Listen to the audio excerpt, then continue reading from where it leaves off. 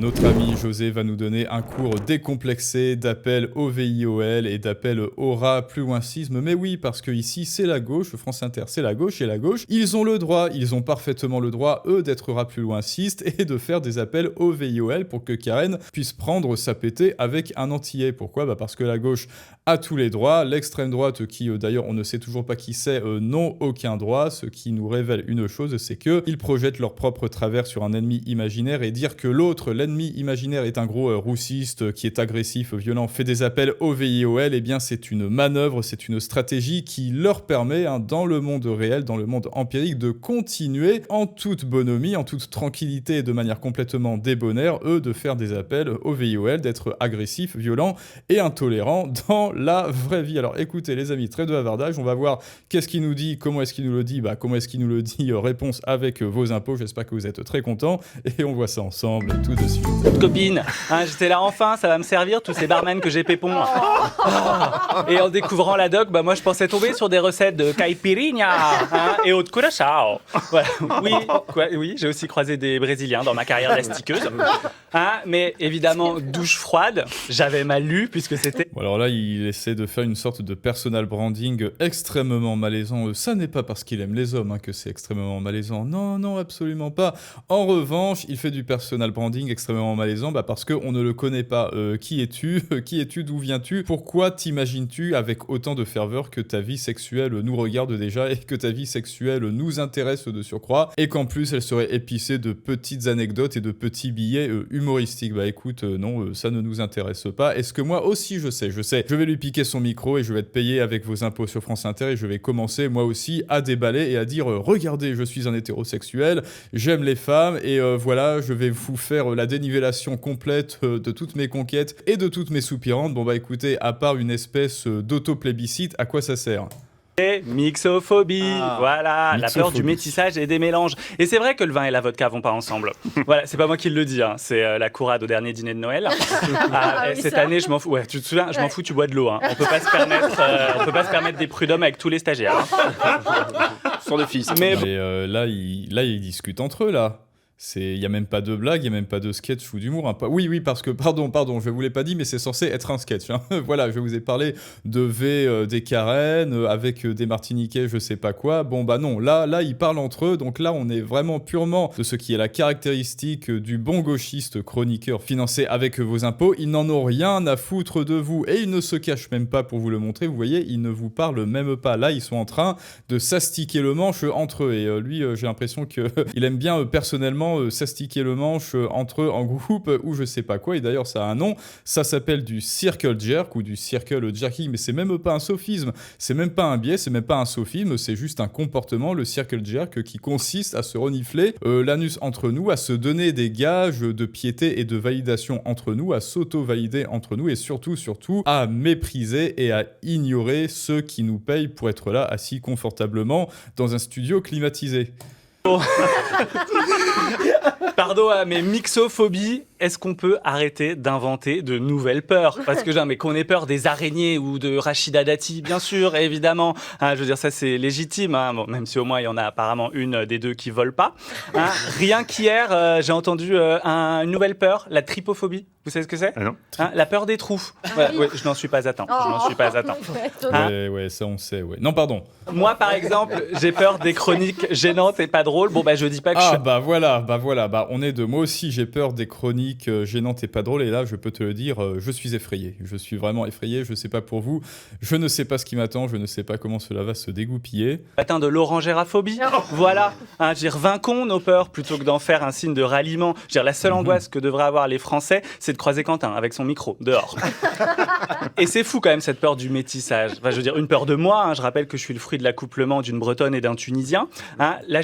Écoute, non, moi je n'ai absolument pas peur du métissage et je dirais même que biologiquement, les hommes sont, xénophiles, c'est-à-dire qu'ils sont particulièrement attirés pour ce qui est différent d'eux parce qu'ils doivent propager leurs gènes justement à travers le monde. Oui, c'est ça, c'est la biologie et donc la nature n'y voyait absolument aucun intérêt qu'on ait peur, qu'on ait peur d'une ethnie parce que, oulala, elle est différente et c'est particulièrement prégnant, c'est surtout prégnant pour les hommes. Mais non, l'homme, il a peur d'autre autre chose. L'homme, il a peur de la cassosserie et surtout de gaspiller sa semence avec certains spécimens, mais qui ne relèvent pas de l'ethnie, bien sûr, hein, puisque je vous l'ai dit, je suis le premier xénophile au monde, bien sûr, cela ne relève pas de l'ethnie, mais cela relève du comportement. Et bien sûr, eux, ils font toujours un déplacement rhétorique, hein, toujours des fameux hommes de paille, toujours les moulins avant, en disant « Ah oui, tu ne veux pas pécho un trans, et ben ça c'est parce que tu es transphobe. Non, je ne veux pas choper un trans parce que je suis hétéro, et je ne veux pas choper une telle, par exemple, subsaharienne à tout hasard, non pas parce qu'elle est subsaharienne, mais parce que, ça ne matche pas, voilà, en termes de mentalité et d'atomes crochus. Mais même si c'est à cause de ça et qu'ils le savent, eh bien ils sont tellement obsédés par la race, hein, je crois que vraiment la gauche 2.0 de 2025 de nos jours est tellement obnubilée, tellement obsédée par les ethnies et par la race qu'ils en font une prime directive, une condition sine qua non à leur interprétation du réel. Ils interprètent tout à travers ça et ils changent leur comportement en fonction de votre ethnie et de votre extraction raciale, hein, et c'est pour cela, comme le disait Tazinski, il voit un noir, il voit un maghrébin, et bien ces gauchistes, ce seront les tout premiers rats plus loin cistes à faire de la discrimination qui diront positive, c'est-à-dire que ces minorités, ils vont tout d'abord les humilier, hein, dans leur tête, évidemment ça se fait indirectement, ils vont les humilier, ils vont les soumettre, et ça va leur permettre ensuite d'établir le discours de « Oh, les pauvres petits maghrébins, il faut absolument les protéger, je vais les instrumentaliser, je vais en faire mes choses, et comme ça, eh bien, je vais être vertueux, je vais pouvoir me draper de ce superbe linceul chatoyant de la vertu et de la piété pour montrer à tous que c'est moi qui suis le gentil, et je suis même prêt à coucher avec un trans pour montrer que je ne suis pas transphobe, et je vais accepter de coucher avec cette subsaharienne pour bien lui montrer que je ne suis pas rat plus loin ciste, même si je ne la désire pas en mon fort intérieur. Laissez une galette sarrasin à la harissa. Voilà, c'est pour ça que je suis grave piquante. La mixophobie. Vous vous rendez compte que là, ces traits d'humour, ces blagues, ça vient, tout converge vers sa personne, tout converge vers son être, il se prend pour le centre du monde, ça me rappelle un petit peu une Vanessa, et effectivement, quand je sonde son esprit, eh bien, je vois que la Vanessa, que l'esprit de la Vanessa est grand en lui, hein. Je crois que c'est un petit peu, il a beaucoup de Vanessa en lui, mais du coup, en mixant ça avec la folie gauchiste, eh bien, ça fait de lui un être complètement égo, plus loin centré.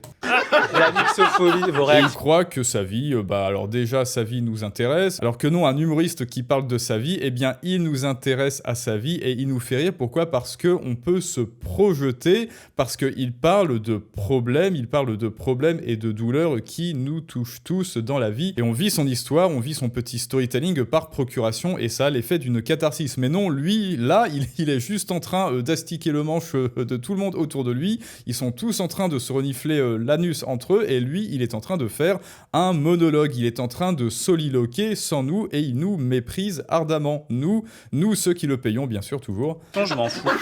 La mix, ça me passe au-dessus. Encore une chronique qui fera 1 million. La mixophobie. Les gens connaissent. Je rappelle que les gens connaissent pas vos têtes. Hein. La mixophobie. Voilà, nous sommes les gens, nous ne sommes plus les auditeurs. En fait, il nous a presque déshumanisés, hein. J'ai quand même Là, ils continuent de parler entre eux. Ils s'en foutent absolument de nous, hein. l'impression qu'on est sur une peur. Je continue ou tout le monde s'en Dites-vous qu'ils sont mieux payés que vous, hein, toujours. Je vous le dis, hein, parce que voilà, parce que vous êtes là, on est en retard, mais tu m'étonnes. En tout cas, la mixophobie, j'ai l'impression que c'est une peur de blanc. Hein, je pense que la dernière fois qu'un Babtou a eu aussi peur, c'est quand quelqu'un... La mixophobie, c'est une peur de blanc. Alors non, faux, nul, redoublement demandé. Je crois que les blancs, ce sont les plus tolérants. Hein. Voilà, alors je sais que tu vis dans ton monde gauchiste, mais dans le réel, hein, tu sais, dans le réel où l'extrême droite n'existe pas et que les seuls rats plus loincistes et les seuls intolérants, eh bien ce sont effectivement les gauchistes qui n'ont de cesse de discriminer et de soumettre et d'inférioriser les minorités pour en faire leur instrument. Eh bien non, dans ce monde réel, je trouve que les blancs et de surcroît les Français sont les plus tolérants en termes de race et d'ethnie. Hein. Dis-toi qu'en Grande-Bretagne, quand tu remplis des formulaires, on te demande ton ethnie parfaitement à la région, au département près, hein, parce que il y a blanc du nord de la France, blanc du sud de la France, blanc gallois, blanc welsh, etc. Eh bien ça n'existe pas en France, et donc je vais faire aussi part d'une anecdote, hein, puisque ça va peut-être résonner en vous justement et vous donner la mesure du réel. Quand j'étais étudiant, il y avait tout un groupe d'étudiants qui venaient des îles et ils restaient toujours entre eux pour aller en soirée. Et les seules personnes qu'ils invitaient, eh bien, devinez quoi, c'était les filles. Il lui a demandé de twerker. Et c'est ironique quand même que ce soit des blancs qui aient peur des métis. Bon, et puis ceux qui disent que les Français sont rats plus loincistes, en fait, ils ont jamais voyagé hors Europe, quoi. Voilà, c'est tout. Alors que c'est exactement les mêmes qui violaient des esclaves entre les cannes à sucre, ceux qui donnaient des métis. Bon, les calculs sont pas bons. Et surtout, mixophobie. J'ai juste l'impression qu'on invente un mot pour excuser les fachos. Je suis pas Voilà, le méchant mâle blanc toxique qui esclavagise... Il est pas mal, lui. Le méchant mâle blanc toxique qui esclavagisait tout le monde. Vous savez qu'il y avait des champs de canne à sucre, donc là, pareil, c'est l'américanisation. Le mec se croit aux States, enfin, n'importe quoi. Il y a un mélange de culture, de soft power. En fait, je suis plus mixophobe. Non, Karen, t'es une grosse raciste suprémaciste blanche et tu mériterais prendre ta pétée avec un antillais pour comprendre que c'est très agréable.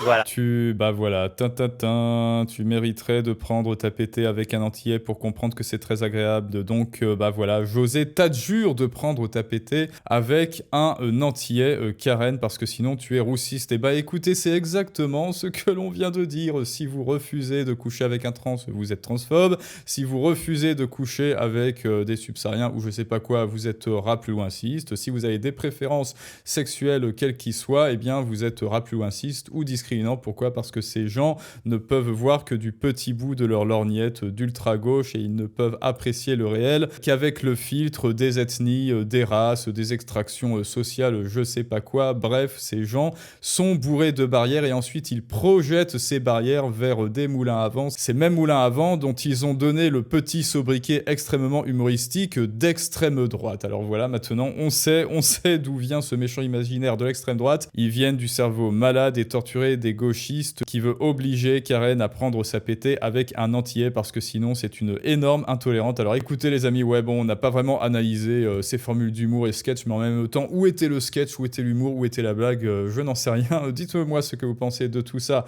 en commentaire, abonnez-vous, likez, partagez. N'oubliez pas pour ceux qui ont loupé le coche jusqu'à ce soir minuit, il y a le code Black Friday pour avoir tous les programmes pour une bouchée de pain. Rejoignez-nous également sur Patreon et sur le Telegram et je vous dis à tous à très bientôt pour un prochain Storytelling du monde moderne, mais ça, c'est une autre histoire.